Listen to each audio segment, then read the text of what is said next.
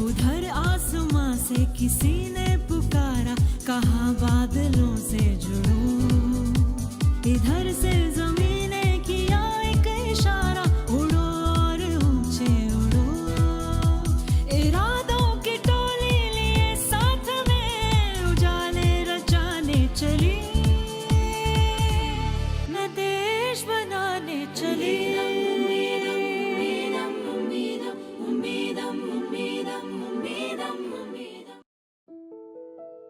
मेरी खुशियों में उसने अपनी खुशी ढूंढी, मुझे खिलाकर वो खुद सो गई भूखी।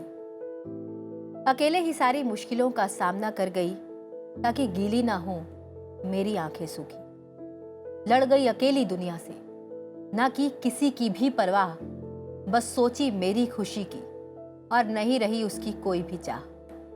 ना जाने कितनी बार टूटी, रोई, उदास हुई, पर मुझे खुशियों से जोड़ा। मेरे नाम कर अपनी जिंदगी, मुझे उसने अकेला नहीं छोड़ा। पिता का भी प्यार दिया, हर जिम्मेदारी निभाई। लोगों के लिए होगी वो सिंगल मदर, मेरे लिए तो मेरी पूरी दुनिया कहलाई, मेरी पूरी दुनिया कहलाई। नमस्कार, मैं दीक्षा कोहली और आप देख रहे हैं अपना आसमां। और हम बात कर रहे हैं माँ की, सिंगल मदर की। जी हाँ, अकेली माँ, लेकिन है तो माँ। माँ तो अपने आप में पूर्ण है, संपूर्ण है। इस देश की संस्कृति में माँ का स्थान सदैव ऊंचा रहा है। 9 महीने तक अपने खून से सींचकर शिशु को जन्म देना, माँ का प्रथम स्पर्श, बच्चे की हर छोटी बड़ी जरूरत का ध्यान रखना, यह सब एक नए जीवन की शुरुआत ही तो होती है। स्त्री से माँ बनते ही एक संपूर्णता का एहसास होता है। पर क्या मातृत्व तब भी उतना ही सुखद होता है जब स्त्री के साथ सिंगल विशेषण जुड़ जाता है? एक अविवाहित स्त्री या तलाकशुदा या फिर पति की मृत्यु के बाद अकेली रह गई स्त्री जब मां बनती है, तो समाज उसे कैसी नजरों से देखता है? उन्हें क्या अधिकार है? किन संघर्षों से उन्हें गुजरना पड़ता है? आज अपना आसमां में चर्चा उन्हीं सिंगल मदर्स की।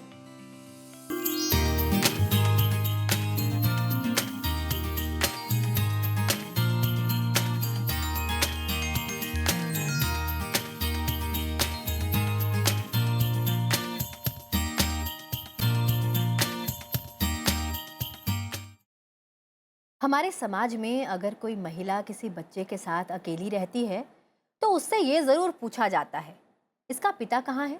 क्या करते हैं इसके पिताजी? उनका क्या नाम है? अगर किसी महिला की शादी नहीं हुई तो उससे पूछा जाता है कि क्या उसने इस बच्ची को गोद लिया है? जरूर कोई कमी है, इसलिए शादी नहीं हो रही होगी। और तलाकशुदा महिलाओं पर लोग उंगली उठाकर कहते हैं, उसे देखो, वो अपने पति से अलग होकर बच्चे के साथ अकेले रहती है, पता नहीं कौन सा काम करके घर चलाती है। अगर कोई सिंगल मदर ऑफिस जाती है तो लोग कहते हैं, बच्चे को छोड़कर दिन भर बाहर रहती है। आजकल के लोगों को बच्चों की परवाह ही नहीं है। आज हम जिस समाज में रहते हैं, वहां हर कदम पर लोग आपको जज करने के लिए बैठे रहते हैं। कुछ लोगों का तो काम ही यही होता है, दूसरों की जिंदगी में ताका झांकी करना। ऐसे में कोई एकल माँ कैसे चैन से रह सकती है? सिंगल मदर को हर कदम पर लोगों के चुभते सवालों का जवाब देना पड़ता है, जैसे अच्छा, आप उसकी माँ हैं तो बच्चे के पापा अब कहाँ हैं? क्या आप लोग साथ नहीं हैं? या फिर मनोबल कम करने वाली बातें, जैसे अकेले बच्चा पालना बहुत मुश्किल होता होगा ना, सिर पर बाप का साया होना कितना जरूरी है, आपको कैसा लगता होगा? इस बात में कोई दो राय नहीं कि बच्चे चाहे जितने भी बड़े क्यों ना हो जाएं, उन्हें हमेशा ही अपने माता पिता की जरूरत होती है। लेकिन कभी कभी परिस्थितियां ऐसी बन जाती हैं कि पिता की कमी को कभी एक माँ को ही पूरा करना पड़ता है। इस दौरान वो न केवल अपने बच्चों की अकेली परवरिश करती है, बल्कि उनका साथ देने वाला कोई नहीं होता। भारत में महिलाओं को लगातार जज किया जाता है। लोग ये भी मानते हैं कि वो रिश्तों को बनाए रखने में अच्छी नहीं है, इसलिए उनके साथ ऐसा हुआ। लेकिन इस दौरान ये पूछने वाला कोई नहीं कि उन्होंने अपने जीवन में क्या कुछ सहा। आज हम यही जानेंगे। आज हमारे साथ कुछ ऐसी ही माएँ हैं जो अपने बच्चों के लिए पूरी दुनिया है। आइए उन्हीं से रूबरू होते हैं, उनके नाम, उनकी पहचान के साथ। जी, अस्सलाम वालेकुम। मेरा नाम शन्नो बेगम है और मैं एहसास फाउंडेशन की फाउंडर हूँ, जिसमें लड़कियों को मैं गाड़ी सिखाती हूँ और कंडक्टर की ट्रेनिंग दिलवाकर उनको जॉब पे दिलवाती हूँ। पहले कभी मैं ड्राइवर रही थी और मैंने बहुत ड्राइवरिंग करके बहुत लोगों से अच्छा अनुभव भी लिया, बुरा भी लिया है, लेकिन मैं अपने बच्चों के लिए मैं ड्राइवर बनी थी। 2008 में मैंने ट्रेनिंग स्टार्ट करना शुरू किया था, तो ट्रेनिंग के प्रोसेस में ही घर से ही स्टार्ट होता है कि आप औरत हैं और आप मर्दों वाले काम करने जा रही हैं, क्यों जा रही हैं? तो ये सवाल घर से ही स्टार्ट हुए थे। मेरी मदर इन लॉ थीं उस टाइम पे, शौहर का इंतकाल हो गया था 2005 में। तो छोटे मेरे बच्चे थे, एक 12 साल की थी, एक 10 साल की और एक 4.5 साल का बच्चा था मेरा। लेकिन आप वहीं से ड्राइवर बनी, न केवल अपनी ज़िंदगी की, अपने बच्चों की ज़िंदगी की, बल्कि आपने ये भी साबित किया कि समाज में एक महिला अगर कुछ ठान ले तो कुछ मुश्किल नहीं। बहुत बहुत स्वागत है आपका। जी। नमस्ते, मैं गीता देवी। मैंने अपने बच्चे के लिए जाति प्रमाण पत्र बनवाया था, जिसके लिए मैंने बहुत धक्के भी खाए हैं। लास्ट में मेरे बच्चे का जाति प्रमाण पत्र मेरे नाम से बन चुका। बहुत बहुत स्वागत है। जी। मेरा नाम अनु चड्डा है और मैं दिल्ली गुड़गांव से हूँ। मुझे लगता है कि सबसे कमी ये रह गई कि बहुत कम उम्र में मेरी शादी हुई और बिज़नेस फैमिली से बिलोंग करती थी और धीरे धीरे ज़िंदगी की जो भी मुश्किलातें आती चली गई उनको मैं इसी तरह से ये सोच के निभाती गई कि यही ताश के पत्ते मुझे मिले हैं और कैसे सीखना है इनको बढ़िया तरीके से खेलना। और मैंने अपनी कंपनी बनाई, 3A क्लोथिंग फैक्ट्री बनाई और बच्चों को पढ़ाया लिखाया विदाउट चाइल्ड सपोर्ट। और मुझे अपने ऊपर गर्व है और इस बात का, और मैं उम्मीद रखती हूँ कि मेरे बच्चे बहुत अच्छा करेंगे, धीरे धीरे आगे बढ़ते चले जाएंगे और हम सब एक बहुत लोगों के लिए एक मिसाल बनेंगे कि हो सकता है, कर सकते हो। बिल्कुल, यही वजह बिल्कुल। है मेरे यहाँ होने की। बहुत बहुत स्वागत है मैम आपका। और इसी के साथ हमारे साथ स्टूडियो में मौजूद हैं दिल्ली के अलग अलग स्कूल्स, कॉलेजेस, यूनिवर्सिटीज़ और ऑर्गेनाइजेशन से आई हुई युवती शक्ति, जो आज हमारे साथ मौजूद है। इस कार्यक्रम का अहम हिस्सा है, अपने सवाल पूछेंगी और अपनी अहम भागीदारी दर्ज कराएंगी। आप सभी का भी बहुत बहुत स्वागत है। जी हाँ, और आपको तो मैं बिल्कुल नहीं भूल सकती, क्योंकि आप तो हमारे शो का सबसे अहम हिस्सा है। टीवी सेट के उस पार, जो हर बार बिल्कुल सही समय पर हमारे साथ जुड़ जाती हैं, क्योंकि आप जानती हैं कि ये अपना आसमां अपना कार्यक्रम है। बहुत बहुत स्वागत है आप सभी का। तो चलिए करते हैं कार्यक्रम की शुरुआत, क्योंकि ये जानना बहुत ज़रूरी है कि एकल माँ यानी कि अकेली माँ, उसकी ज़िंदगी कितनी अलग होती है, क्या होती हैं उसकी जीवन की चुनौतियाँ। अकेले माता पिता दोनों का फर्ज निभाना मानसिक तौर पर, मनोवैज्ञानिक तौर पर आपके लिए कितना मुश्किल होता है, कितना आपको मजबूती देता है और कितना आपको अकेला कर देता है। शुरुआत में मैम आप ही से करूँगी। शानू जी, एहसास की आप फाउंडर ज़रूर हैं, लेकिन आपकी ज़िंदगी में एक ऐसा एहसास भी था जो आपको कहीं ना कहीं तोड़े जा रहा था। कहीं ना कहीं आपने अपनी ज़िंदगी में बहुत संघर्ष सहा और आपके पति के इंतकाल के बाद आपने घर के बाहर जो कदम रखा, वो कुछ ऐसा कदम रखा कि न केवल आप घर की सपोर्ट सिस्टम बनी, घर की ड्राइवर बनी, बल्कि अपने बच्चों की ज़िंदगी की भी ड्राइवर बनी। शायद आपको गाड़ी चलाना नहीं आता था, लेकिन उसके बाद आपने न केवल गाड़ी चलाना सीखा, बल्कि दिल्ली की एक जानी मानी गाड़ी की कंपनी की आप पहली महिला ड्राइवर बनी और वहीं से आप लोगों की मिसाल भी बनी। बहुत प्रेरणादायक है आपके संघर्ष की कहानी। हम ये जानना चाहते हैं आप ही की ज़ुबानी। जब गाड़ी सीखने के लिए हम लोग निकले थे, एक संस्था है आज़ाद फाउंडेशन करके, उसमें हमने जब जाना शुरू किया तो वो घर से ही मैंने कहा ना कि पहला पड़ाव भी लड़खड़ाने के लिए, टांग मतलब कह सकते हैं कि खींचने के लिए मेरी ज़बान में, तो वो था कि तुम मर्दों वाला काम क्यों सीख रही हो, क्यों कर रही हो। तो इसमें मेरे जो शौहर थे वो भी ट्रेनर थे, लेकिन उनसे मैं नहीं सीख पाई, तकदीर ऐसी। लेकिन उनका ख्वाब था कि मैं कभी गाड़ी चला के और अपनी जैसी बहनों को गाड़ी चलाना सिखाऊं, तो वो एक ख्वाब मेरा यहाँ से जुड़ा हुआ था। तो इच्छा मेरी थी कि मुझे पता था कि अगर मैं गाड़ी चलाऊंगी तो उसमें पेमेंट या पैसा या तनख्वाह अच्छी मिल जाती है, क्योंकि इससे थोड़ा सा मेरा जुड़ाव रहा था मेरे शौहर की वजह से। तो मुझे एक मिला था, तो मुझे लगा 6 महीने की ट्रेनिंग है, 6 महीने की ट्रेनिंग करूँगी तो मेरे बच्चों को खिलाएगा कौन? क्योंकि जब तक मैं नहीं करूँगी, और मैं इतनी अभिमानी हूँ कि मैं किसी से उधार लेना पसंद करती भी नहीं हूँ और किया भी नहीं, और खुदा ने ऐसी जर्नी बनाई, साथ भी दिया रब्बुल आलमीन ने कि कभी मुझे किसी से हाथ फैलाने की ज़रूरत नहीं पड़ी। लेकिन जब ड्राइवरिंग में था तो वहाँ से एक छोटा-सा क्वेश्चन बन गया था कि 2000 रुपए देने हैं, 6 महीने की ट्रेनिंग लेनी है, तो मैं कैसे करूँगी? तो मैंने कहीं से 10,000 रुपया लिया, 2000 रुपए फ़ीस में भरे, 2-1 महीने का राशन एक्स्ट्रा डाला। तो जब करने की इच्छा होती है ना, तो वो कहीं न कहीं से जुड़ जाता है कि मुझे करना है। तो जब करने लगे तो फिर वही रास्तों में भी, क्योंकि हमारा देश तो हिंदुस्तान है ना, और आदमियों से थोड़ा-सा महिलाओं को दबाने का, मैं मर्दों को गलत नहीं बोलती, इवन मैं रास्ते में रहती हूँ तो मुझे हेल्प आदमी ही करते हैं, मैं उनके अगेन कुछ नहीं बोल रही, लेकिन फिर भी कहीं न कहीं ये आता है कि औरत ये नहीं कर सकती। तो ये जब सवाल जुड़ने लगा ना, तो एक दिमाग में ना लगा कि नहीं, मुझे अब ये करना है। और मैं शायद बचपन से ज़िद्दी थी, क्योंकि मैं 3 भाइयों के बाद बेटी थी ना, तो मैं बहुत ज़िद्दी भी थी। मेरे वालिद ने मुझे बड़े चाव से और बड़ी हिम्मत, मतलब मुस्लिम फैमिली में रहकर भी ना, जिस ज़माने की मैं हूँ, तो उस ज़माने में मेरे फादर ने मुझे ये नहीं कहा कि ये मेरी बेटी है।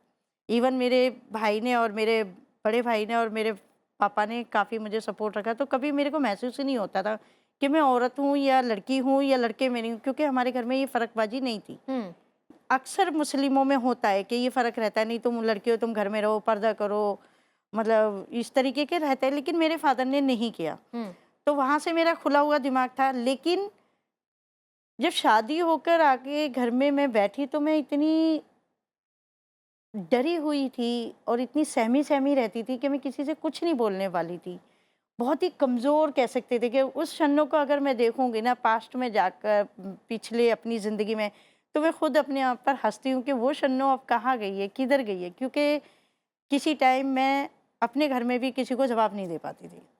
फिर खुलते-खुलते वही फैमिली मैटरों से आगे बढ़े, थोड़ा देखा कि ये लोग ऐसे बोलते तो मुझे बोलना पड़ेगा, क्योंकि मेरी फैमिली में गालियों का रिवाज नहीं था, लेकिन यहाँ पर अच्छी खासी बड़ी-बड़ी गालियाँ मिलती थी, तो मैंने पलटे में उनको गालियों का देना शुरू करा, तो वो शन्नो तो ख़त्म होती तो चली गई। ये पति के इंतकाल के बाद हुआ या ये उस दौरान भी होता था? नहीं, उससे पहले भी होता था, उससे बाद भी होता था। ये तो मतलब जब से शादी होकर आई, तो जब से चलता रहता था।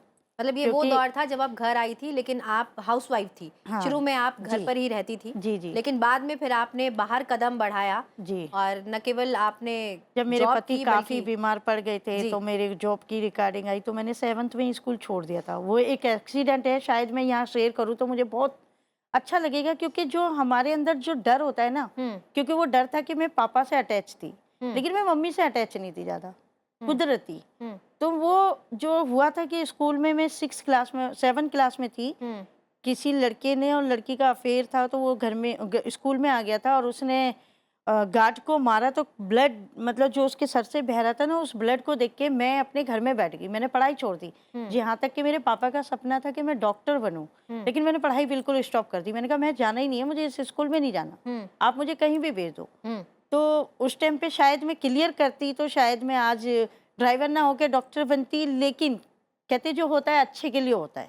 शायद वो पढ़ाई रुकी तो इसीलिए कि मुझे ये बनना था, मुझे अपने कुछ करना था, औरतों के लिए कुछ आगे के लिए रास्ते निकालने थे। तो सारी जर्नी ना मेरे खुदा ने पहले ही लिखी हुई थी। स्कूल नहीं गई, फिर शादी के जब स्कूल नहीं जा रहे, तो पापा ने बोला कि भाई ये कुछ नहीं कर रही तो सिलाई कढ़ाई बुनाई कर लो, यही एक बचता है लेडीज़ों के पास, और तो कुछ ऑप्शन नहीं बचता ना। तो वहाँ सिलाई का हमने कोर्स कर लिया, डिप्लोमा ले लिया हमने। कुछ सालों के बाद शादी हो गई, शादी के बाद बेबी हो गई हमारी एक बड़ी, फिर दूसरी बेबी जल्दी से हो गई, क्योंकि उस टाइम पे इतना ध्यान नहीं रखा, मतलब कि ठीक है। फिर दूसरी बेबी होने के बाद जो हमारे शौहर की कंडीशन थोड़ी बीमारियों में और तकलीफ़ों में ज़्यादा उलझने लगी, उनको किडनी की प्रॉब्लम हो गई, तो वो काम ज़्यादा कर नहीं सकते, तो फिर मैंने पेशेंट केयर का काम करना शुरू किया। तो वहाँ मेरे को पढ़ाई का महत्वपूर्ण पता चला कि पढ़ाई कितनी इम्पोर्टेंट है, कि मेरे पास 10वीं का सर्टिफिकेट होता तो मैं अच्छी खासी नर्स बन जाती थी, क्योंकि उम्र भी अच्छी थी और छोटी थी, मतलब इस तरीके से वो पढ़ाई का था कि भाई पढ़ाई भी करनी है। लेकिन उस टाइम पे कंडीशन घर की ऐसी थी कि सिर्फ नौकरी कर लो, चाहे कुछ भी मिल जाए काम।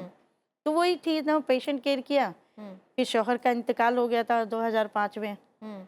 तो हमारे यहाँ एक रिवाज है कि 4 महीने 10 दिन हम लोग घर में बैठते हैं, बाहर नहीं जाते। बाहर के लोग सिर्फ लेडीज़ के अलावा जेंट्स वगैरह कोई नहीं आ सकता। बड़ी मतलब होता है कि उसमें हम आवाज़ भी तेज़ नहीं बोल सकते, सिर्फ घर में बैठेंगे, अल्लाह अल्लाह करेंगे, नमाज़ पढ़ेंगे। तो 4 महीने 10 दिन के बाद जब मैं मम्मी के घर गई थी, 2 दिन नहीं रुका गया मुझे मम्मी से। और वो मेरे दिमाग में सवाल चल रहे थे, अब मैं उठ गई हूँ तो मेरे बच्चों का कैसे क्या चलेगा, कैसे मैं करूँगी। और पूरी रात में घर से आके सो नहीं पा रही थी। फजर के मतलब 4 बजे अजान हो रही थी, एकदम दिमाग में आया उठो सब्जी की दुकान लगा लेते हैं, क्योंकि ये एक ऐसा पैसा है जो अगर मैं लगाऊंगी भी तो लेकिन मेरे घर की रोटी रोजी और मेरे बच्चों का फ्यूचर चलेगा। लेकिन उन 15 दिनों में मैंने देखा मेरे बच्चे सोते रहते हैं, क्योंकि उस टाइम पे हर किसी के पास मोबाइल नहीं होता था, कीपैड होता था, वो भी नहीं था हमारे पास। तो मैंने कहा अगर मैं सब्जी लेने 4 बजे जाऊंगी और बच्चे सोते रहेंगे, स्कूल नहीं जाएंगे, तो तीनों बच्चों का फ्यूचर खराब हो जाएगा। मैंने 15 दिन में वो सब्जी की दुकान बंद कर दी। उसके बाद मैंने एक छोटी सी दुकान पे चाय खाना बनाया, क्योंकि टैलेंट हूँ, मुस्लिम लोगों में खाने पीने का शौक ज़्यादा होता है। तो वहाँ पर मैंने खाना बनाना शुरू करके और बेचना शुरू किया। 1 साल काफ़ी अच्छा रहा, लेकिन वो मेरी छोटी वाली जो बेटी थी वो थोड़ा ज़्यादा वो लगता था कि मेरी मम्मी हेल्प करने के लिए, वो स्कूल से डायरेक्ट आ जाती थी, 7th क्लास में वो फेल हो गई थी। फिर मेरे को लोगों ने क्या मतलब मुझे भी खुद गिल्टी फील हुआ कि मेरी दुकान के चक्कर में मेरी बच्ची फ्यूचर ख़राब कर रही है अपना। मैंने वो क्लोज कर दिया। फिर आप ड्राइवरी की ओर आई? नहीं, फिर उसके बाद पेशेंट केयर में डायरेक्ट ड्यूटी पे जाने लगी, लेकिन बच्चों की पढ़ाई के लिए मैंने ड्यूटी ज्वाइन कर लिया। फिर जब ड्यूटी कर रही थी तो उसी दौरान ड्राइवरिंग का स्टार्ट हुआ 2008 में। तो वहाँ से मैंने ड्राइवरिंग सीखा। ड्राइवरिंग सीखते में 2-3 अड़चनें यही थी कि एक तो ये सवाल आ जाता है कि लड़की होकर तुम ये काम क्यों कर रही हो। तो सनकी दिमाग वाला होता है ना, मैं सनकी भी बहुत हूँ। अगर मुझे लगता है ना कि ये काम नहीं करना तो नहीं करना, और करना है तो करना ही है। तो फिर ड्राइवरिंग में सीखे करा, इत्तेफाक से 9 लड़कियों ने ज्वाइन किया था। 9 में से हम 3 लड़कियों का लाइसेंस बना था, लेकिन जिसमें मेरा पहला बना। 2 लड़कियों का इसलिए नहीं बना, किसी की आईडी की प्रॉब्लम थी, किसी की उम्र का था, लेकिन मैं अल्लाह का शुक्र था उन दिनों में सब चीज़ से था। लाइसेंस बन के आए तो बड़ी खुशी सी, क्योंकि एक जिस चीज़ को चाहा था कि एक लाइसेंस बन जाएगा, एक आइडेंटिटी, जिस चीज़ को चाहा आपने वो चीज़ कर भी दिखाई, और आज आप प्रेरणा भी बन गई लोगों के लिए। और जी। आपकी जो जर्नी है वाकई कमाल है, कितने लोगों को प्रेरित करती है, और सच में आप प्रेरणा है। Thank you. एक ज़माना था कि बच्चे के पिता का नाम होना बहुत ज़रूरी है, स्कूल की एडमिशन हो या कुछ और। लोग पूछते थे कि बच्चे के पिता का नाम क्या है। ये सबसे पहले यही एक पूछना शादी में पति के साथ आपका जो है वो बहुत छोटी उम्र में ही अलगाव हो गया, क्योंकि आपके पिता जो पति थे वो गुजर गए। दूसरी शादी, लेकिन दूसरी शादी बहुत अच्छी नहीं चली, लेकिन आपने दूसरी शादी को खींचते खींचते कई साल गुजार दिए, बहुत कुछ सहा, और उसके बाद फिर एक अलगाव। अब की बार आप अपने पति को छोड़कर आई थी, जी।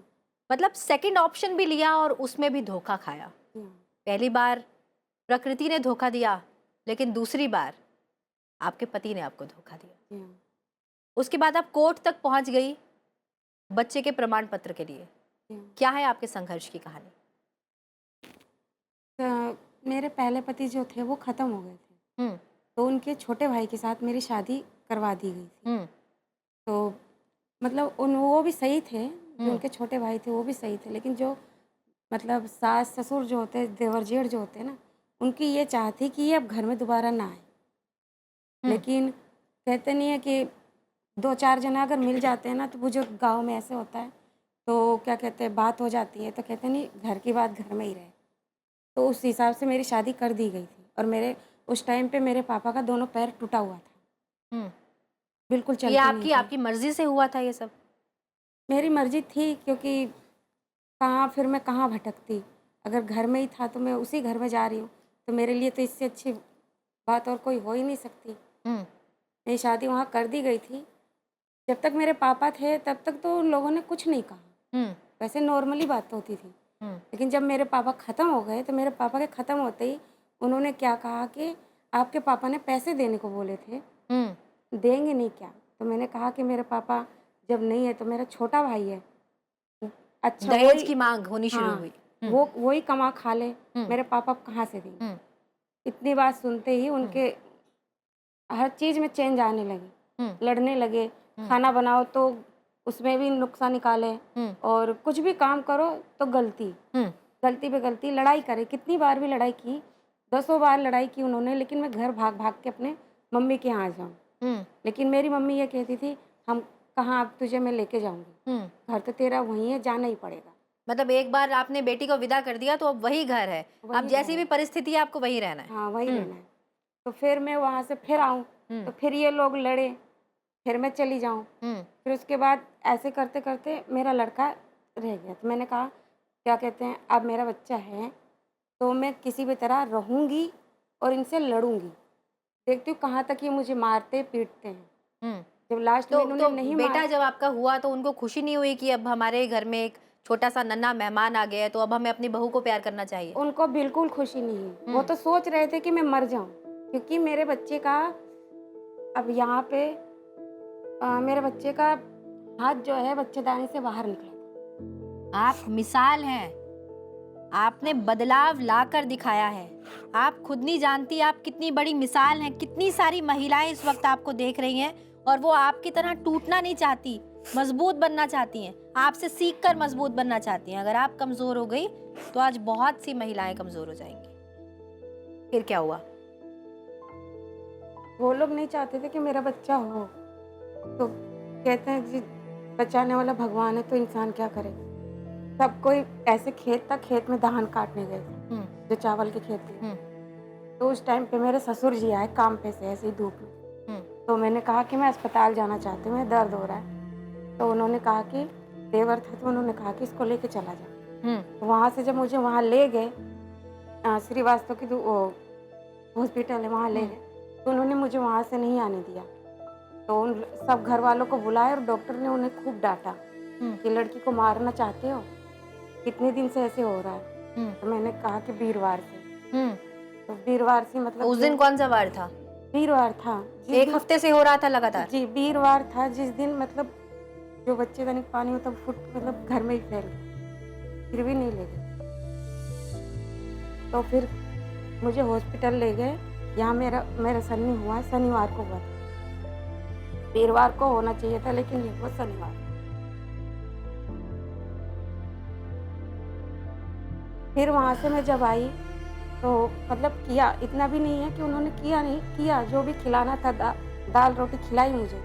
लेकिन उसमें भी मुझे 1 महीना, कहते हैं ना कि गांव में 1.25 महीना अंदर रहते हैं, निकालते नहीं। लेकिन मुझे 1 महीने के अंदर ही अंदर मैं फिर भाग के अपने माँ के, फिर मुझे वहाँ मुझे 1 घंटे भी नहीं रुकी अपने मई के। वहाँ से उल्टे पैर मुझे वापस भेज दी मेरी, क्योंकि वहाँ से पंडित से पूछा गया कि अभी मतलब टाइम, पंडित से पूछते जो है ना कि टाइम है कि नहीं, पहला बच्चा है। तो पंडित ने मना किया, तो बोले नहीं अभी वापस मैं 1 घंटे के अंदर अंदर वापस आऊँ। फिर ये लोग ऐसे ही फिर लड़ते रहे। एक टाइम ऐसे आया कि इन्होंने मुझे मारा भी, मतलब साड़ी खोल के भी मारा।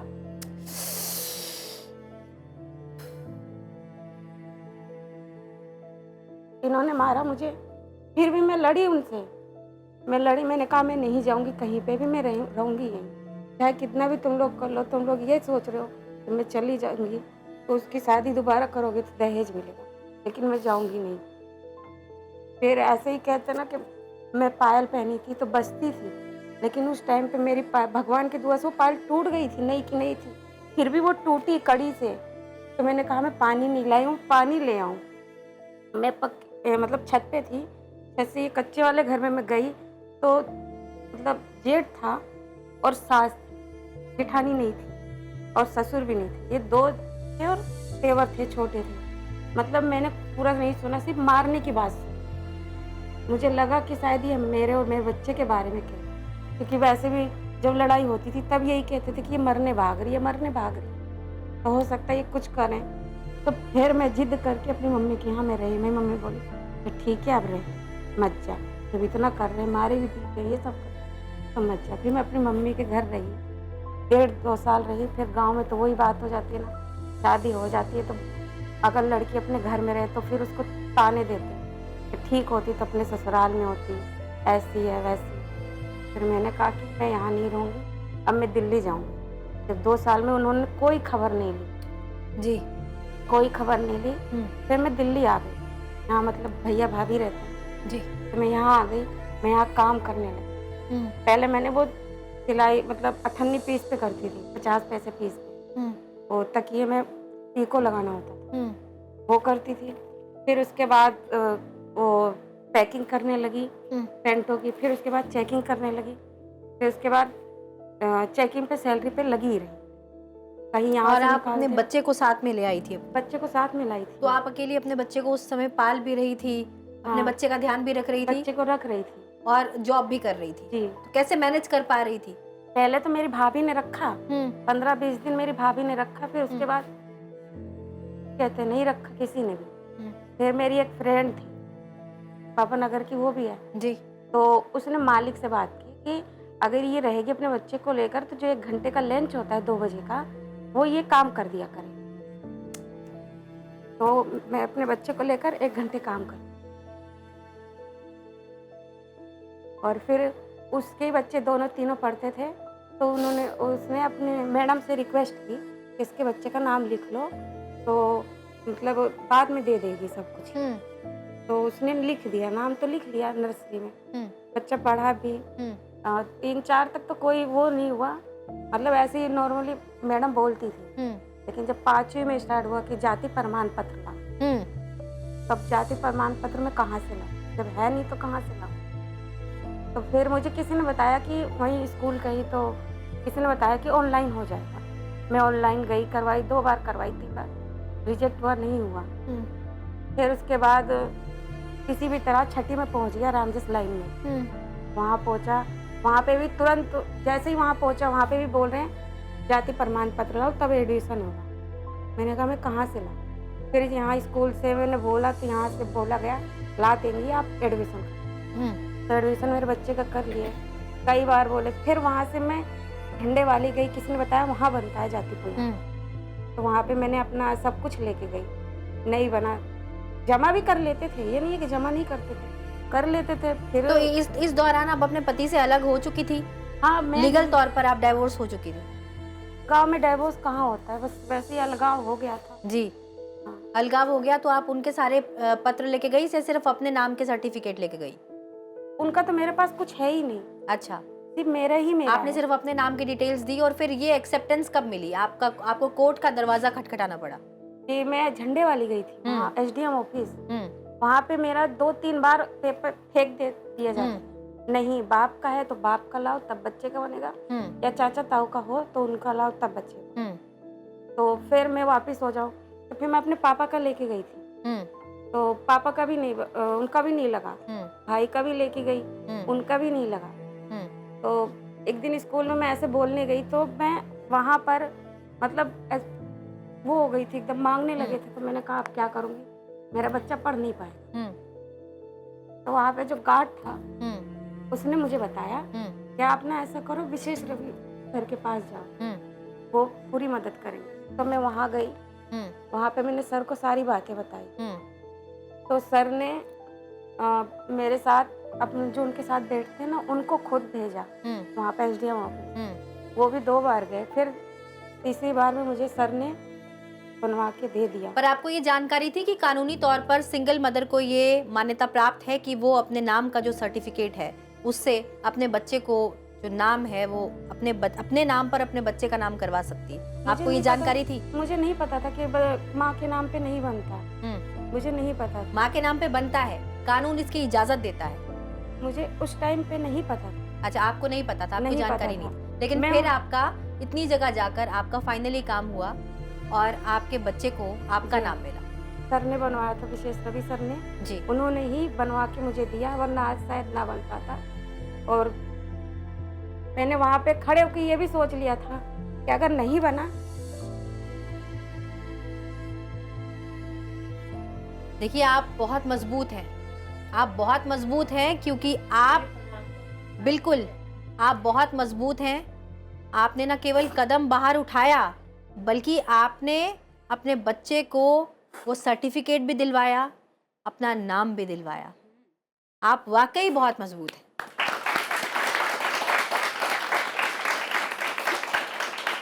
और ये भी मैं ज़रूर बताना चाहूँगी कि पिता के नाम को लेकर क्या कहता है कानून। समाज के लोग भले ही 100 बातें बनाएं, लेकिन हमारे देश का कानून सिंगल मदर की अवधारणा को मान्यता देता है, जिसके अनुसार कोई भी अविवाहित तलाकशुदा महिला बच्चे को जन्म दे सकती है।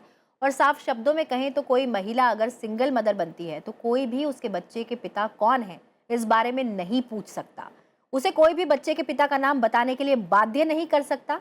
और हाल ही में अगर घटना बताऊं तो 1 वर्ष पहले केरल हाईकोर्ट ने एक ऐतिहासिक फैसला सुनाते हुए कहा है कि यदि कोई कुंवारी यानी बिन ब्याही महिला या तलाकशुदा महिला गर्भ धारण कर मां बनती है तो उसके बच्चे के पिता का नाम नहीं पूछा जा सकता। केरल हाईकोर्ट ने यह फैसला एक तलाकशुदा महिला की याचिका पर सुनाया था जो आईवीएफ ट्रीटमेंट के जरिए 8 माह की गर्भवती थी। एक हाउसवाइफ से बिजनेस वुमेन, लेकिन 12 साल तक अत्याचार सहने के बाद एक सिंगल मदर जो एक बिजनेस वुमेन भी है, जो अपनी दोनों बेटियों का ध्यान भी रखती है, जिसने एक ऐसा सफ़र जिया है जो पता नहीं कितने टॉर्चर से भरा है, लेकिन आज चेहरे पर मुस्कान है।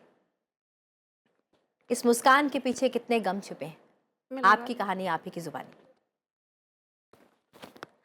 ये कहानी तो शुरू हुई थी 1980 में आई थिंक, और इसका वजह जो बन जाती है हमारी ज़िंदगी की कि क्यों हम इतनी मुश्किलों को, इतनी स्ट्रगल्स को हमें सहना पड़ता है, उस टाइम की ये वजह बन गई कि बहुत यंग एज में शादी हो गई। मैं 20 साल की थी और 21 साल में मेरा पहली बेटी का जन्म हुआ।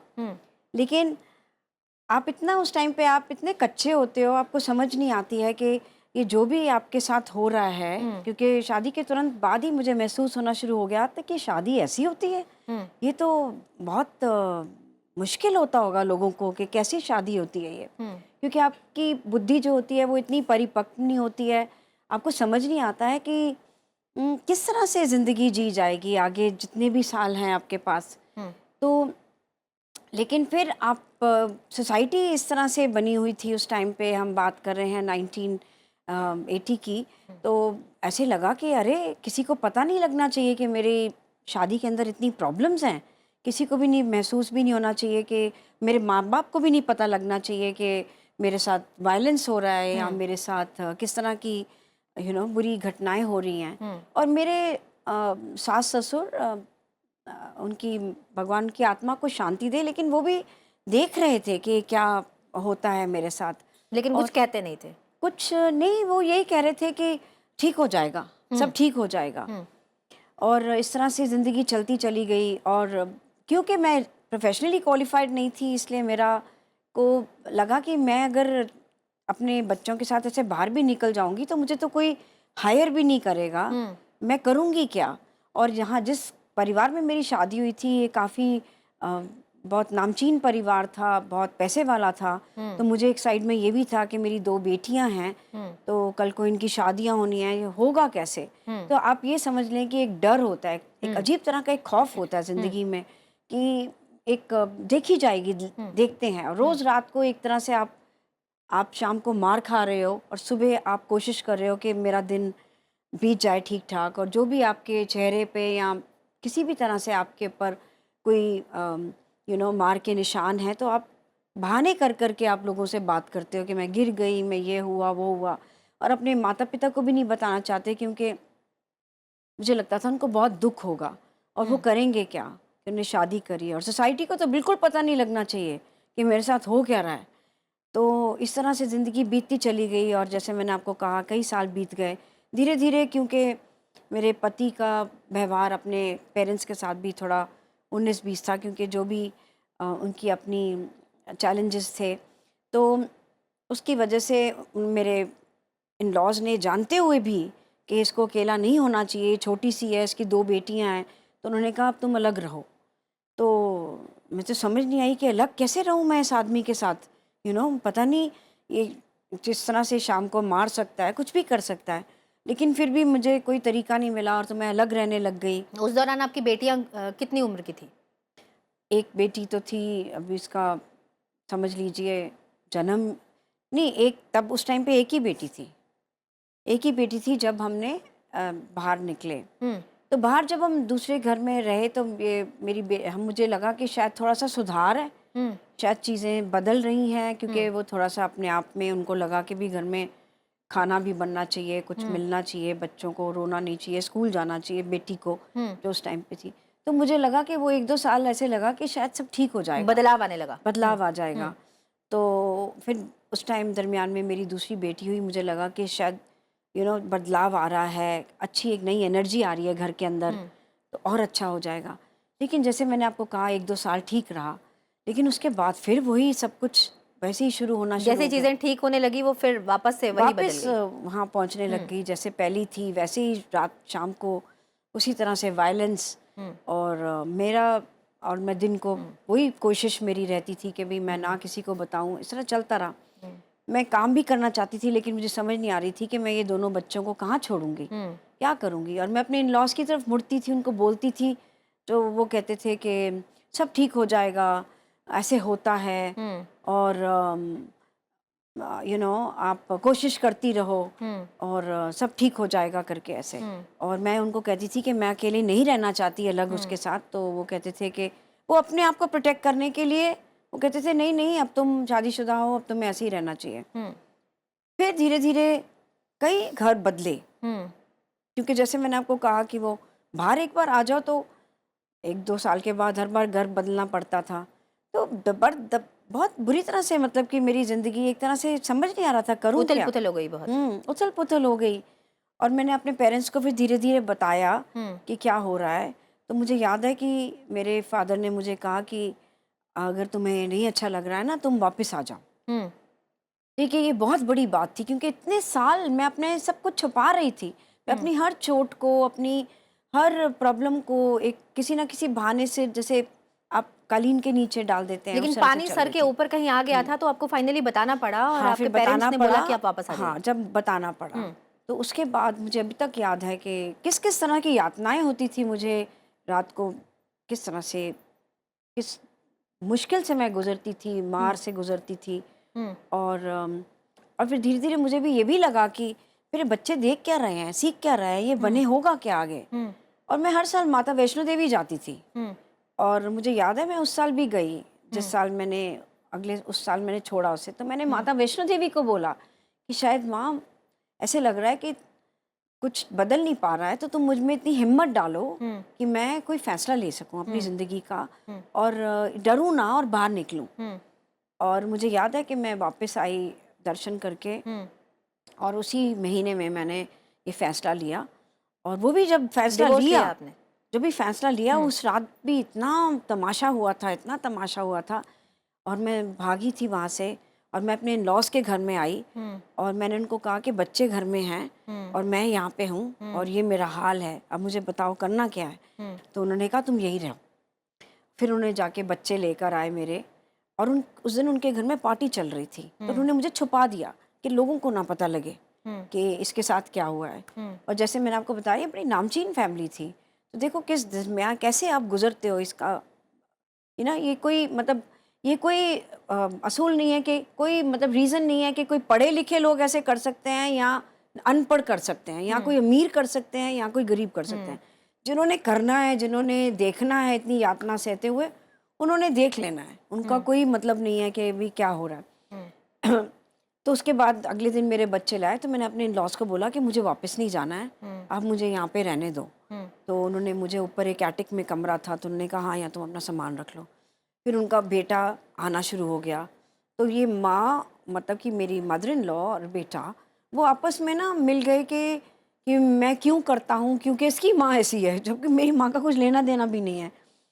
तो इस तरह से बहाने होने शुरू हो गए। तो वो एक टीम हो गई और आप अलग हो गए। हाँ, और मदर और सन एक टीम हो गए, और उनको अच्छी तरह पता है कि क्या हो रहा है। और फिर उसके बाद मेरे पेरेंट्स को मैंने बोला कि ये तो बहुत मुश्किल हो रही है मुझे, तो मैं बाहर निकलना चाहती हूँ। तो उन्होंने कहा तुम आ जाओ।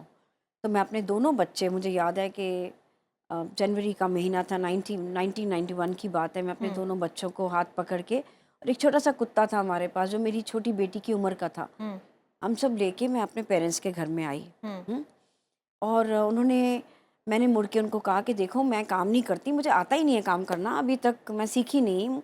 तो अब इनका स्कूल डालना है, छोटी वाली बेटी सिर्फ 2 साल की थी, इनका स्कूल डालना है, फीस देनी है। तो उन्होंने कहा कि हाँ देख लेते हैं फ़ीस का, भी मेरे इन लॉज ने बोला फ़ीस का देख लेते हैं, चलो तुम, पर अब तुम वहीं रहो, ऐसे करके। तो मेरे पेरेंट्स ने और मेरी मदर इन लॉ ने ना ये भी कहा कि जिस दिन तुम देख लेते हैं तुम वहाँ रहो, लेकिन उनको ये था कि शायद ये वहाँ रहेंगी कैसे, क्योंकि एक ताना वो मार चुकी थी हमारे घर को कि एक बेटी आपने दी थी, अब 3 बेटियाँ आ रही हैं आपके घर में। ये भी एक ताना था उनके लिए। तो मेरी मदर बड़ी हौसले वाली हैं, बहुत ज़्यादा हौसले वाली हैं। I think she is the most important, most solid figure in my house. तो शी सेड के देख लेंगे। तो उन्होंने कहा मुझे कि तुम अपने बच्चों का मैं देखूंगी, ध्यान करूंगी, तुम काम करना शुरू करो। और मैंने काम करना सीखा और काम करना शुरू किया। और उस दरमियान में ये भी हुआ कि इन लोगों ने अच्छा, फिर मैंने ना वुमेन सेल में जाके कंप्लेन किया कि देखो ये लोग कोई चाइल्ड सपोर्ट नहीं देना चाहते, कुछ भी नहीं करना चाहते। तो वुमेन सेल ने मेरा केस लिया और कोई चीज़ भी नहीं मेरे पास थी। एक आप ये समझ लें कि मैं और मेरे 2 बच्चे जिनका हाथ पकड़ के मैं आई थी, कुल मिलाकर अब कुछ आप भी नहीं बिल्कुल था मेरे अकेली हो पास। गई थी, हाँ। अपने माता पिता और के 12 पास आ साल गई थी जी, और पीछे 12 गए। साल बीत गए थे। बीत अब गए यहाँ से जो आपने बच्चों की परवरिश की, कितना संघर्ष रहा, बहुत कम शब्दों में आपसे जानना चाहूँगी। हाँ, तो संघर्ष ये रहा कि पहले छोटी बेटी को स्कूल डालना पड़ रहा था। तो फिर जैसे इन्होंने बताया कि स्कूल के अंदर भी हर जगह पे पिता का नाम, उस टाइम पे कोई दिल तो ना करता है कि पिता का नाम भी देना ज़रूरी है। करते करते एक स्कूल के अंदर मेरी बेटी की एडमिशन हुई, बहुत अच्छे से हुई। और मैंने फिर वहाँ फीस बहुत ज़्यादा थी, धीरे धीरे मैंने काम करना शुरू किया। अपने बच्चों को मेरी मदर ने उनको संभाला, मैंने काम किया। तो मैंने जिस लाइन में मैं थी, फैशन की लाइन में जहाँ पर मैं काम कर रही थी, वहाँ पर उनको मेरे पर ट्रस्ट था। तो मैंने उनकी बिज़नेस डेवलपमेंट शुरू करी। और जिस दिन से मैंने वो बिज़नेस डेवलपमेंट शुरू करी, मेरे अंदर इतनी सारा हौसला आया, इतना मुझे मेरे अंदर खुद के लिए सम्मान आया, इतना कॉन्फिडेंस आया कि उस दिन के बाद से मैंने कभी मुड़ के नहीं देखा। और बिजनेस डेवलपमेंट एग्जीक्यूटिव से आप खुद एक कंपनी की ओनर बन गई। वाकई बहुत संघर्ष, लेकिन आपने जो प्रेरणा दी वो काबिले तारीफ। तो बहुत सी युवती शक्ति यहाँ हमारे साथ स्टूडियो में मौजूद है और इनके कई सवाल होंगे, और मुझे लगता है कि इन्होंने आप सबकी जर्नी को सुना, न केवल सुना, महसूस किया। तो मैं चाहती हूँ कि अगर इनके कोई सवाल हैं, ये आपसे कुछ जानना चाहती हैं, तो सीधे आपकी तरफ आते हैं और जानते हैं क्या है आपके सवाल। जी। हेलो एवरीवन, मेरा नाम मीकश्री मटपाल है और मैं लेडी ओवन कॉलेज की एक स्टूडेंट हूँ। मेरा आप तीनों से एक सवाल है कि जो आपकी ये जर्नी थी, आपका जो सफ़र था, इसमें आपकी सबसे बड़ी लर्निंग क्या थी? मुझे लगा कि मेरी शादी इतनी जल्दी नहीं होनी चाहिए थी, मुझे प्रोफेशनली क्वालिफाइड होना चाहिए था। क्योंकि अगर वो मैं होती तो मैं अपने 12 साल ज़िंदगी के बेहतरीन 12 साल इस मुसीबत से ना गुजरती।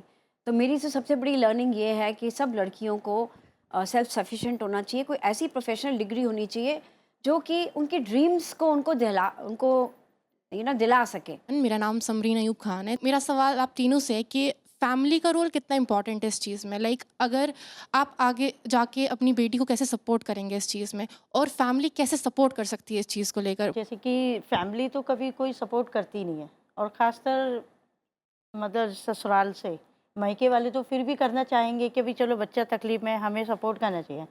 उस टाइम पे जब बच्चे खुद देखते हैं ना, खुद ही मैच्योर हो जाते हैं। इवन मैं अपनी बताऊं, मेरी बेटियाँ इतनी छोटी थी और वो मुझे कहते थे कि आप फिक्र मत करो, आप करो और हमारे साथ करें। मैं जब पढ़ाई करती थी, 33 साल की थी और मेरी बेटी 10 क्लास में थी और मैं भी 10 क्लास में थी।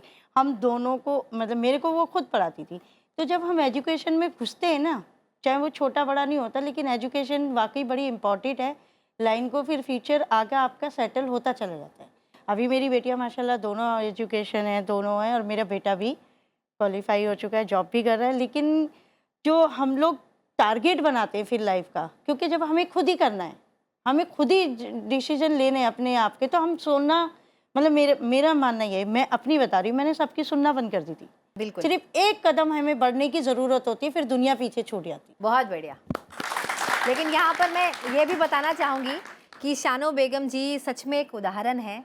न केवल इन्होंने बाहर कदम बढ़ाया, न केवल ये एक ड्राइवर बनी परिवार की, बच्चों के लिए, खुद के लिए, लेकिन इन्होंने 33 साल की उम्र में 10वीं की कक्षा जो है वो पास की, 10वीं पास की इन्होंने 33 साल की उम्र में। 2 साल लगे थे। बहुत लोगों ने इनके ऊपर सवाल उठाए कि इस उम्र में 10वीं करके क्या करोगी, लेकिन इन्होंने कहा कि नहीं, 10वीं पास तो ज़रूर कहलाऊंगी। अपनी बेटी के साथ इन्होंने 10वीं की, लेकिन इन्होंने की।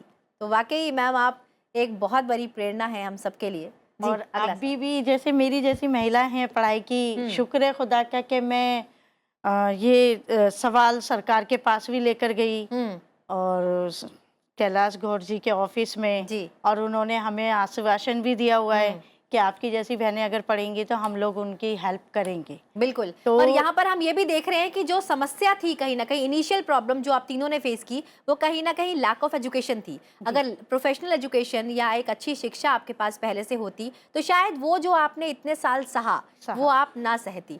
तो यही कहना चाहेंगे कि age is just a number. अगर आपको पढ़ना है तो पढ़ने की कोई उम्र नहीं, आप कभी भी शुरुआत कर सकती हैं। जी, अगला सवाल। जी, नमस्कार, मेरा नाम इशिता है और मैं भी लेडी इरविन की छात्रा हूँ। मेरा आप तीनों से ये सवाल है कि जैसे आप सिंगल मदर बनी तो समाज के समाज ने आपके ऊपर कितना प्रेशर डाला और आपने उसको कैसे हैंडल किया? मेरा 6-7 साल का बेटा था, मैं गाड़ी साफ कर रही थी और जो एक जेंट्स थे वो मेरे जेठ लगते थे गली के, और वो कभी मुझे बहू बेटा बोलते थे। और जब इनके पापा नहीं रहे तो उन्होंने बोला, और भाई मैडम क्या हाल है, तो एकदम जो होता है ना, चुप गया की नजर बदल वो जो अल्फाज है जो घुस गया दिमाग के अंदर, आर पार हुआ। तो मैंने ना वहाँ से सीखा, जब तक मैं बोलूँगी नहीं ना तो ये कुछ समझ में इनको भी नहीं आएगा। मैंने कहा क्या बात है भाई साहब, पहले तो मैं बहू थी, मैडम मैं चाहे दुनिया के लिए हूँ, आपके लिए तो बहू बेटे थी ना, बेटे की भाई थी, भाई के मतलब बहू थी, आज मैं मैडम आपके लिए कैसे बन गई, आपको शर्म नहीं आई? इवन वो जो एक्सीडेंट हुआ ना उसके बाद वो आज तक मेरे से ना नज़र नहीं मिला। क्या बात। तो मुझे जहाँ तक मैंने जो अपनी लाइफ से सीखा है कि जब तक हम बोलेंगे नहीं, वो बड़े बूढ़े कहते थे बच्चा रोएगा नहीं तो माँ दूध नहीं देगी, तो वो वाला भी मेरे साथ ये हुआ है कि जब तक मैं बोलती नहीं हूँ तो कोई समझता नहीं है। और आज इवन पता है क्या होता है मैम, सारे लोग ना थोड़ा सा बहुत सोच समझ के बोलते हैं, चाहे वो आदमी की जगह नहीं, भाई ये लेडी से ना एकदम धार से मारेगी। और कोई भी लेडी से भी ना सुझाव के लिए आती है, जैसे मैं संस्था चला रही हूँ तो बहुत सारी महिलाएं आती हैं कि छोटी बड़ी सलाह के लिए कि भी कैसा है क्या नहीं, कि इवन थोड़ा सा ना अपने आप में ना होता है कि जवाब देना चाहिए, हमें चुप नहीं रहना चाहिए। जब हम पढ़ाई करने जा रहे हैं या कोई कोर्स करने जा रहे हैं या कुछ भी जा रहे हैं, तो हमारे साथ जब गलतियां होती है ना तो उस गलती को ना छुपा के ना जवाब दे दो। बहुत बढ़िया, आवाज उठानी बहुत जरूरी बहुत जरूरी आवाज उठानी। आप कुछ कहना चाह रही थी? जी, मैं कुछ ऐड करना चाहती थी, वो ये कि मेरे साथ भी ऐसे हुआ कि कई बार मैंने कुछ ऐसी चीज़ें करी जो एक्चुअल में तो हस्बैंड्स करते हैं, फादर्स करते हैं, तो लोग मुड़ के कहते थे कि this is a man's job, तो मैं कहती नहीं, this is a mother's job, you know. अगला सवाल। नमस्कार, मेरा नाम आन्या है, मैं लेडी इरविन कॉलेज से हूँ। मेरा सवाल आप तीनों से ये है कि लॉकडाउन हुआ, कोरोना आया, तो आप लोगों को पैसों की वजह से या कोई भी दिक्कत हुई और आपने कैसे उसको ओवरकम किया, कैसे आगे बढ़े आप? जी बताइए। तो बहुत दिक्कत हुई थी, लेकिन जो स्कूलों में खाना भी बढ़ता था और राशन भी बढ़ते थे, इस वजह से थोड़ा धीरे धीरे गाड़ी चली। फिर उसके बाद लॉकडाउन हटा 3 महीने के बाद से, फिर वैसे कहते हैं ना कि घर में जो परिवार के हैं थोड़े बहुत तो सभी मदद किए थे मेरी, मैं अपनी बता रही हूँ, मेरी मदद किए थे। मुझे बहुत तकलीफ हुई थी, लेकिन उस तकलीफ में कहीं ना कहीं फिर आपका परिवार ही काम आया। जी, कोई और सवाल? जी मैम। मैं डॉक्टर रीना गुप्ता भारतीय विद्यापीठ से अपनी छात्राओं के साथ आई हूँ यहाँ पर। जी, स्वागत है और आपका। हम लोग जेंडर जस्टिस पढ़ते और पढ़ाते हैं, और आज मैं तीनों मातृशक्तियों को नमन करती हूँ। और पहले तो मैं ये कहना चाहती हूँ कि एकल माँ नहीं संपूर्ण माँ हैं आप हैं जननी। और जो आपने सहा है, और वो बहुत ही मुश्किल है सबसे पहले कि उसको लोगों को बताना, क्योंकि हम जनरली क्या करते हैं, हम कहते हैं मेरी एक फ्रेंड के साथ ऐसा हुआ। या अनु मैम से मैं कहना चाहूँगी कि जैसे आपने कहा कि आप बहुत नामचीन परिवार से हैं और 12 साल तक आप सहती रहीं, तो क्यों नहीं हम उन नन्ही बच्चियों को ये शिक्षा दें कि जो भी अत्याचार है, जो आपको सपोर्ट मिला 12 साल के बाद अपने माता पिता से, तो ये जो लड़कियां हैं जिनको हम एजुकेशन दे रहे हैं और उनको हम ये बताएं कि अगर कोई भी अत्याचार हो रहा है, देखिए राइट्स सबको पता होते हैं लेकिन ड्यूटीज़ भी पता होनी बहुत ज़रूरी हैं। लेकिन अगर अत्याचार है तो उसको उसी समय ख़त्म करें। हमारे पास लीगल प्रोविजंस हैं, इतने सारे लॉज बने हैं। तो मैं मैम आपसे यही चाहती हूँ कि क्या कहीं एक रिग्रेट है आपके मन में कि जो 12 साल बाद किया आपने, वो 12 साल पहले भी कर सकते थे? बिल्कुल रिग्रेट है, और उसके लिए मैं वजह भी बता रही हूँ। और वजह यही है कि अगर आप प्रोफेशनली क्वालिफाइड नहीं हो तो आप, इट्स नॉट जस्ट कि आपने क्वालिफिकेशन नहीं लिया, तो आपका सारा मनोबल ही ख़त्म होता है। आप मनोबल कम होता है और आपके अंदर एक ऐसे फियर्स होते हैं, सोसाइटी के फियर्स होते हैं कि लोग क्या कहेंगे, ये क्या कहेगा, तो आप छुपते फिरते हो। तो कहने का मतलब ये है कि एक तो अपने प्रोफेशनली अपने आप को क्वालिफाई रखो, और अगर कोई ज़िंदगी में कोई भी ऐसा डावाडोल हो जाए, नैया के अंदर प्रॉब्लम आ रही है, तो छुपाने की ज़रूरत नहीं है। अपने अंदर अपनी हेल्प लो, क्योंकि अगर आप हेल्प भी नहीं लोगे तो ये गलत बात है। जब तक आप बताएंगे नहीं तो आपको सपोर्ट मिलेगा भी नहीं। तो you can get support bye coming out clean, and people like, लोग अप्रिशिएट करते हैं इस बात को आजकल कि आप जो है, आप अपनी वल्नरेबिलिटी, अपनी कमज़ोरी को सामने ला रही हैं, क्योंकि उससे बहुत लोग सीखते हैं। बिल्कुल। जब भी हम किसी भी सफ़र या कोई भी परेशानी, तो हमें ऐसा लगता है कि कोई हो ना हो बट हमारे माता पिता हमारे साथ हैं। तो जब ऐसा हो कि माता पिता भी हमारा साथ ना दे, तो उस वक्त क्या आपको ऐसा लगता है कि किसी सपोर्ट की ज़रूरत है, या नहीं मैं सिर्फ अकेले ही काफ़ी हूँ? गाँव में कहते नहीं है कि लड़कियों को दबा के रखते हैं, तो उस टाइम पे ना सपोर्ट की बहुत ज़्यादा ज़रूरत होती है, जैसे मुझे हुई थी। बिल्कुल, मैम भी कुछ कहना चाहते हैं। शन्नू जी। मैं कह सकती हूँ कि जैसे मेरे को लगा था कि मैं सपोर्ट के लिए, तो इवन मेरे तीनों ही बच्चे थे सपोर्ट के लिए, और मेरे बच्चों ने, मैं कह सकती हूँ कि पहली ऐसी माँ होंगी खुश नसीब। ये मैं एक शो में भी बोल चुकी हूँ, खैर सत्यमेव जयते आमिर खान जी के शो में जब मैं आई थी, तो मैंने वहाँ पर पूरा ये दिया है कि वाकई मेरी बेटियों ने, हम माँ बापों को तो फ़र्ज़ हो जाता है कि हम माँ बापों का फ़र्ज़ है कि हमें अपने बच्चों का अच्छा फ्यूचर बनाना है, अच्छी एजुकेशन देनी है, अच्छा सब कुछ करना है। लेकिन मेरी बेटियां एक ऐसी हैं, मेरे बच्चे एक ऐसे हैं, खुदा की बहुत नेक हैं, लड़का भी। इवन आपको मैं अपने बेटे की स्टोरी बताती हूँ ना, उसको ये नहीं लगता कि वो लड़का जैसा बना है। इवन वो फ्रैंकली रहता है, और उसको शुरू से ही मैंने सिखाया कि आप बहन की तरह काम करो, बहन जैसे काम कर रही हैं। तो ये हमारी भी होती है ना कि जब हम, मतलब आपका जो सपोर्ट सिस्टम है बेसिकली वो आपके बच्चे बने। तो ये डिपेंड करता है, जैसा कि आपने माता पिता के लिए सवाल पूछा, उनके माता पिता से पहले उनके बच्चे उनका सपोर्ट सिस्टम बने, बच्चे उनके लिए उनके माता पिता का रोल अदा करने लगे। आप भी कुछ कहना चाह रही हैं? आपका ये क्वेश्चन था कि अगर माँ बाप सपोर्ट ना करें, आप अकेले रह जाएं, तो क्या करना चाहिए, राइट? तो ये तो एक्चुअल में तो हम ये कहेंगे कि माँ बाप का एक रोल बहुत इम्पोर्टेंट है। इट्स नॉट कि भाई हाउ मच कि माँ बाप कितने अमीर हैं या नहीं है उनके पास, उनका जो मॉरल सपोर्ट है, मेरे केस में तो मेरी मदर का मॉरल सपोर्ट ही इतना बड़ा था। अपनी मम्मा को फ्रेंड मानोगे ना, बिलीव मी, क्योंकि मेरी बेटी की ना कोई फ्रेंड ही नहीं है। वो मेरे से ही मतलब सारा जो है लेना देना करना, वो बाहर में मतलब अभी तक उसके 2 बेबी हो चुके हैं, वो अभी भी मेरे से ही रहती है। मैं कहती हूँ यार बाहर किसी को फ्रेंड बना लो। जब शादी हुई थी ना, उसको मैंने ज़बरदस्ती एक फ्रेंड बनवाई थी।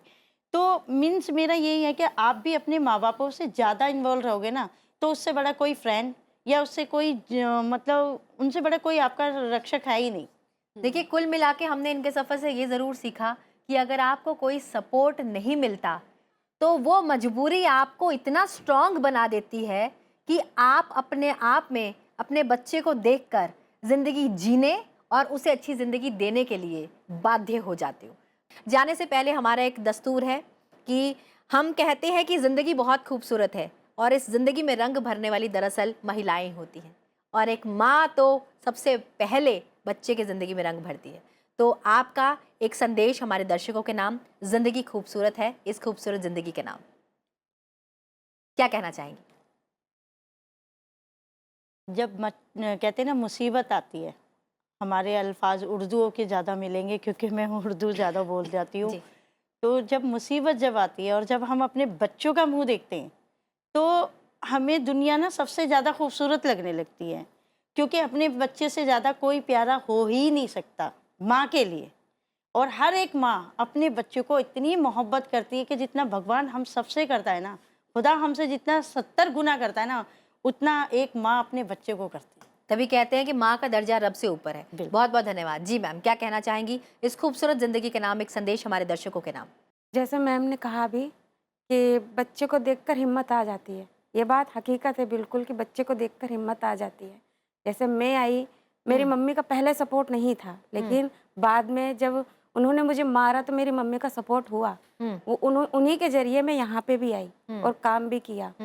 तो जब मैंने काम किया तो बच्चे को देख के ही किया, और बच्चे को देख के ही आज तक मैं जिंदा हूँ। तो बच्चा ही सबसे बड़ी ताकत है मेरे लिए, और अब भी है और आगे भी ही मेरा बच्चा रहेगा। क्या बात है, क्या बात है। और आज आपके बच्चे को प्राउड हो रहा होगा, वो आपको सुन रहा होगा कि मैं अपनी माँ की ताकत हूँ, और मुझे लगता है कि वो हमेशा आपकी ताकत ही बनकर रहेगा। जी मैम, क्या कहना चाहेंगी? मेरा संदेश एक्चुअली सब मिलेनियल्स को ये है कि ऑफ कोर्स आप सब बहुत प्यारे हो अपने अपने पेरेंट्स के लिए, तो वो तो अंडरस्टूड है, और जैसे हम माएँ हैं तो हमने आपको ये शेयर भी किया है।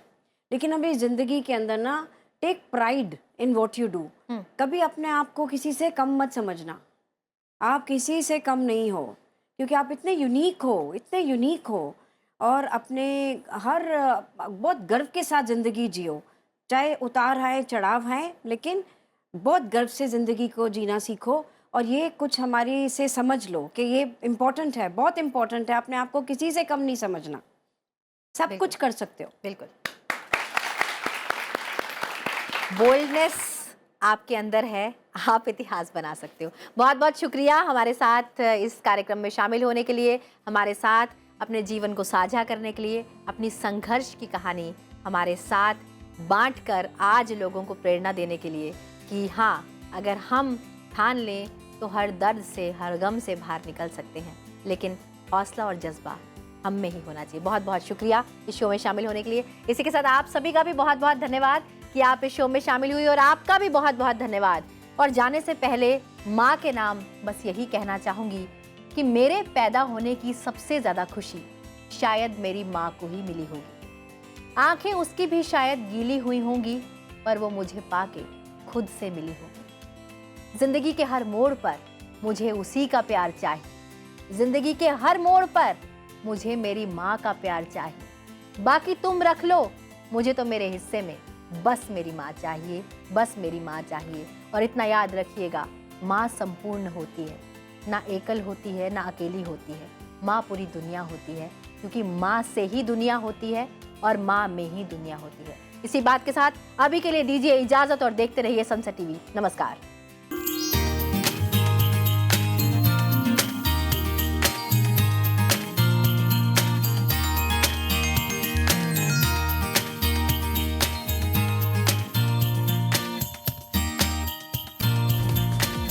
उधर आसमां से किसी